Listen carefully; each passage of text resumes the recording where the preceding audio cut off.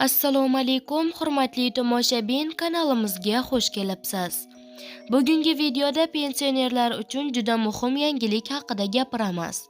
So'nggi paytlarda pensionerlar soliqdan ozod qilindi degan xabarlar ko'paydi, lekin bu masalada ko'pchilik bilmaydigan muhim shartlar bor.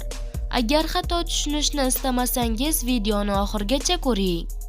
Agar sizga shunday aniq va tekshirilgan yangiliklar kerak bo'lsa, videoga like bosing va kanalimizga obuna bo'ling. Endi esa asosiy masalaga o'tamiz. Diqqat qiling, pensionerlar yer va mol-mulk solig'idan ozod etildimi? So'nggi kunlarda ijtimoiy tarmoqlarda pensionerlar yer va mol-mulk solig'idan to'liq ozod qilindi degan xabarlar tarqaldi. Soliq kodeksining 421-moddasiga ko'ra, pensionerlar mol-mulk solig'idan imtiyozga ega. Biroq bu imtiyoz faqat ularga tegishli turar joyga va uning 60 kvadrat metrgacha bo'lgan qismigina tatbiq etiladi.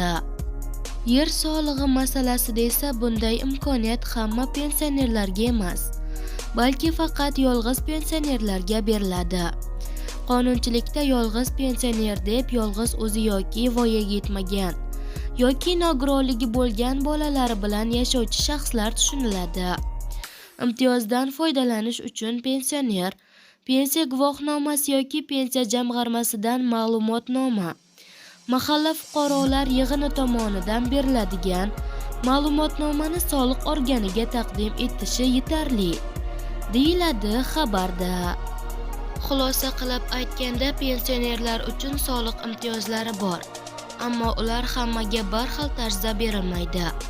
Shu sababli noto'g'ri xabarlarga ishonib qolmaslik juda muhim. Agar siz shunday aniq, qisqa va tushunarli yangiliklarni muntazam bilib borishni xohlasangiz, kanalimizga albatta obuna bo'ling.